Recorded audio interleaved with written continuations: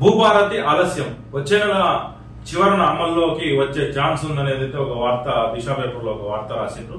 Screening test తో జీపీఓల నియామకం, licensed సర్వేయర్ల గుర్తింపు అవసరం, విధి విధానాల రూపకల్పన తప్పనిసరి, చట్టం అమలుకు అనివార్యమైన వ్యవస్థలు, ఇప్పటికే రూల్స్ రెడీ, పరిశీలిస్తున్న సీఎంఓ అని చెప్పేసి ఒక వార్త అయితే ప్రచురితమైంది. ఈ భూభారతి ఏంది, దీని కథ ఏంది అయితే గతంలో బీఆర్ఎస్ ప్రభుత్వంలో ధరణి పోర్టల్ అనేది ఒకటి ఉంది.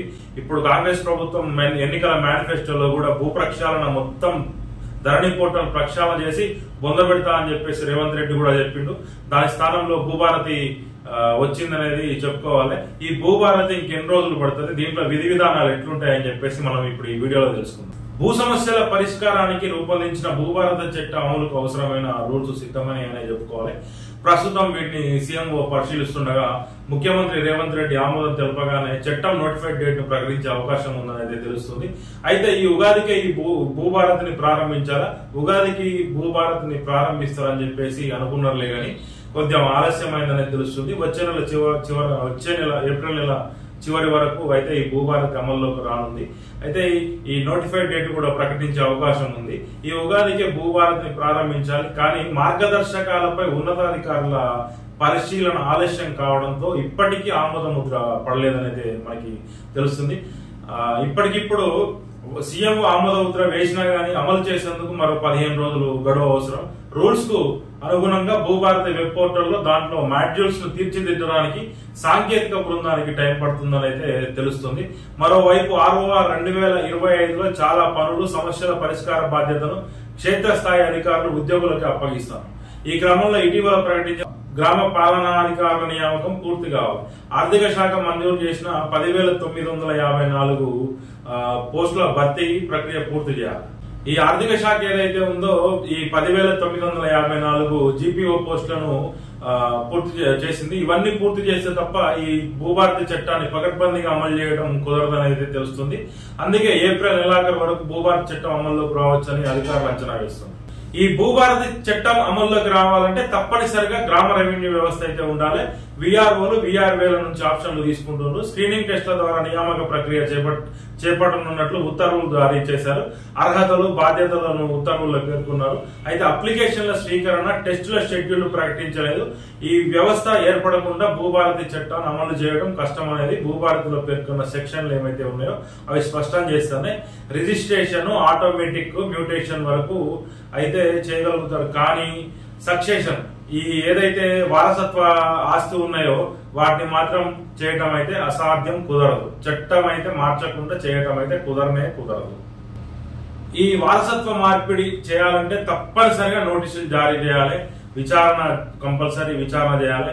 ఈ ధరణి పోర్టల్లో పేర్కొన్నట్లుగా సెల్ఫ్ డిక్లరేషన్, సెల్ఫ్ సర్టిఫికేట్ ఏదైతే తలెత్తి అక్రమాలను కట్టడి చేసేందుకు విచారణ తప్పని చేస్తూ కొత్త చట్టంలో పొందుపరిచిండ్రు.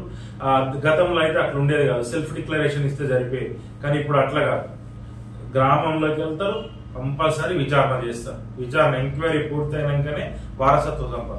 ఇప్పుడు ఎట్లా అంటే ఒక ఇంట్లో 3 కొడుకులు ఉంటారు, మేమిద్దరమే కొడుకులం అని చెప్పేసి వీళ్ళు ఒక నోటరీ తీసుకుపోయి సబ్మిట్ చేస్తారు. మూడో వాడు ఏం చేస్తాడు, మూడో వాడు చూస్తూ ఉంటాడా, వాడు కోర్టు ఎక్కుతాడు, కోర్టు మెట్లు ఎక్కుతాడు. కోర్టు మెట్లు ఎక్కితే ఏం చేస్తుంది, అది హోల్డ్ లో పడతారు. ఈ తలకాయ నొప్పి అంతా ఎవరు చూడాలి, రెవెన్యూ వాళ్ళ మీద పడతారు. రెవెన్యూ ఇటు కోర్టులు బటన్ ఎక్కువ అయిపోతుంది. అందుకనే ఏదైనా ఇలాంటి వారసత్వ సంపదకు వచ్చేసరికి నోటీసులు జారీ చేస్తారు. నోటీసులు జారీ చేసినాక కంపల్సరీ గ్రౌండ్ లెవెల్లోకి వెళ్ళి విచారణ చేస్తారు. విచారణ చేసినాకనే ఈ పద్ధతి ఏదైతే ఉందో అది పూర్తి చేస్తారు. పెరిగిన భూముల ధరల నేపథ్యంలో ఇలాంటి తప్పిదాలు చోటు చేసుకోకుండా నోటీసులు, విచారణ, నివేదిక ఆధారంగానే ఈ భూభారతి చేయాలని నిర్ణయించారు. ఇప్పుడు అది అమలు చేయాలంటే జీపీఓలు కంపల్సరీ ఉండాల్సిందే. ఈ భూభారతి చట్టం అమలు మొదలైన తర్వాత ఈ క్రమంగా డిస్ప్యూట్ ఫ్రీ ల్యాండ్స్ ఉంటాయి. ఎలాంటి అనుమానాలు లేవు, వాటిలో కంపల్సరీ ఉంటాయి డిస్ప్యూట్ ల్యాండ్స్. ఈ రిజిస్ట్రేషన్ లో సర్వే మ్యాప్ ఉండాలన్న నిబంధన అయితే కంపల్సరీ ఉంది. ఇది క్రమేణా అమలైతే లావాదేవీలు చోటు చేసుకున్న ప్రతి ల్యాండ్ పార్సిల్ సర్వే పూర్తవుతుంది. దీని ద్వారా కొన్నాళ్లకు బౌండరీ డిస్ప్యూట్స్ లేకుండా అవుతుంది. డిస్ప్యూట్స్ మా స్థలంలోకి వచ్చినావు, మా హద్దు దాటినావు, మాది అడుగు పోయింది, ఇట్లాంటి ఏమి తలకాయ నొప్పులు ఈ ముచ్చట్లలో ఏమి ఉండవు. ఇక ఈ బౌండరీస్ కంపల్సరీ బౌండరీస్ ఉంటాయి. దీనికి కావాల్సిన డిస్ప్యూట్స్ ఎవరు చేస్తారు, మరి డిస్ప్యూట్స్ ఈ మ్యాప్లు ఎవరికి ఇస్తారు, అన్నదానికి రెవెన్యూ మంత్రి ఎవరైతే ఉన్నారో పొంగులేటి శ్రీనివాసరెడ్డి ఒక క్లారిటీ అయితే ఇచ్చాడు. ఈ డిస్ప్యూట్స్ ల్యాండ్ కి ఒక క్లారిటీ చట్టంలో ప్రస్తావించినట్లుగానే ప్రస్తుతం ప్రభుత్వ సర్వేయర్లు సర్వే మ్యాప్లు గీయాల్సిన పని లేదు. లైసెన్స్డ్ సర్వేయర్లు ఎవరైతే ఉన్నారో వాళ్ళకి బాధ్యతలు అయితే అప్పగిస్తారని అయితే తెలుస్తుంది మనకి. త్వరలోనే లైసెన్స్డ్ సర్వేయర్ల నియామక ప్రక్రియను కూడా చేపట్టనున్నట్లు తెలుస్తోంది. అయితే దీనికి గాను మార్గదర్శకాలను రూపొందించాలి. మరి లైసెన్స్డ్ సర్వేయర్లను తీసుకోవాలంటే ఎట్లా తీసుకుంటే లైసెన్స్ ఉంటే సరిపోతుందా? దీనికి గాను మార్గదర్శకాలను అయితే రూపొందించాలి. గతంలో 2004లోనే ఒక జీవో విడుదలైంది, 2004లో ఒక జీవో విడుదలైంది. అయితే దాని ప్రకారం లైసెన్స్ ఇవ్వడానికి అవకాశం ఉంది. కొత్త నిబంధనల్లో ఫీజు గడువు లాంటి అంశాలు ప్రస్తావిస్తే సరిపోతుందని రెవెన్యూ నిపుణులు అంటారు. రెవెన్యూ నిపుణులు ఎవరైతే ఫీజు ఒకటేనో అది దానికి సంబంధించిన అంశాలు ప్రస్తావిస్తే సరిపోతుంది అని చెప్పేసి రెవెన్యూ నిపుణులు. అయితే ఇదంతా పూర్తి చేయడానికి కనీసం ఒక నెల రోజులు సమయం పట్టే అవకాశం కూడా ఉందని చెప్పొచ్చు. ఈ అప్లికేషన్లు స్వీకరించడం, వాటిని పరిశీలించడం, ఈ లైసెన్సులు జారీ వంటి పనులు పూర్తి చేయడానికి అధికారులు చర్యలు తీసుకోవాల్సి ఉంది. అయితే ఇది సత్వరం ప్రారంభిస్తే తప్ప రిజిస్ట్రేషన్ లో సర్వే మ్యాప్ అనే సెక్షన్ అమలు చేయడం అయితే కుదరదు. ఇప్పటికిప్పుడు అమలు చేసినా గానీ 1 month టైం పడుతుంది.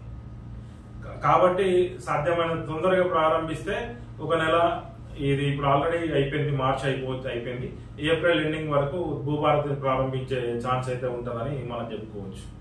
ఒకవేళ భూభారతికి సర్వే మ్యాప్ అవసరం లేదు అనుకుంటే ఈ భూభారతి గాను ధరణి దానికి రెండింటికి పెద్ద తేడా ఉంటుంది అనే ప్రతిపక్షాలు ప్రశ్నించే అవకాశం అయితే ఉంటది. వాళ్ళకి ఎందుకు అవకాశం ఇవ్వాలని చెప్పేసి రేవంత్ రెడ్డి ప్రభుత్వం చాలా పకడ్బందీగా భూభారతిని అమలు చేసే ఆలోచనలో ఉన్నట్టు తెలుస్తుంది. మరి ఇప్పుడు దీనికి సాఫ్ట్వేర్ కావాలి కదా, మరి సాఫ్ట్వేర్ కనీసం ఒక 15 రోజులు పడుతుంది. ఎందుకంటే ఇప్పుడు గతంలో ధరణి పోర్టల్ ఉన్నది, ధరణి పోర్టల్ తీసేసి ఇప్పుడు భూభారతి సైట్ అయితే సాఫ్ట్వేర్ అప్లోడ్ చేయాలి. మరి సాఫ్ట్వేర్ చేయడానికి వాటికి సంబంధించిన రూల్స్ అయితే తయారు చేస్తున్నారు. ఇప్పటికే సిసిఎల్ఏ ఆమోదం లభించగా నేడో రేపో న్యాయశాఖ ఓకే చెప్పనుంది. ఆ తర్వాత నోటిఫైడ్ చేయడానికి ముందే ధరణి పోర్టల్ స్థానంలో ఈ భూభారతి వెబ్ పోర్టల్ సిద్ధం చేయాలన్న మార్గదర్శకాలకు అనుగుణంగా మాడ్యూల్స్ అంటే సాఫ్ట్వేర్ ను సిద్ధం చేసేందుకు ఎన్ఐసి సహకరిస్తే టెక్నికల్ టీమ్ కు కనీసం 15 రోజులు పట్టే అవకాశం ఉందని అయితే తెలుస్తుంది. రిజిస్ట్రేషన్, మ్యూటేషన్ లో మార్పులు ఉండకపోవచ్చు, కానీ మిగతా చాలా అంశాల్లో ప్రిస్క్రైబ్డ్ ఆఫీసర్ అప్పీల్ చేసుకునే అధికారులు ఎవరైతే వ్యవస్థలు ఏదైతే ఉన్నాయో వాటిని ఏర్పాటు చేయాల్సి వస్తుంది. సరే, ఏదైనా పెట్టినా కంప్లైంట్ ఉంది, మరి ఎవరికి అప్పీల్ చేయాలి వాటిని? మరి దానికి అధికారులు కావాలి, ఆ అధికారులను కూడా నియమించాలి.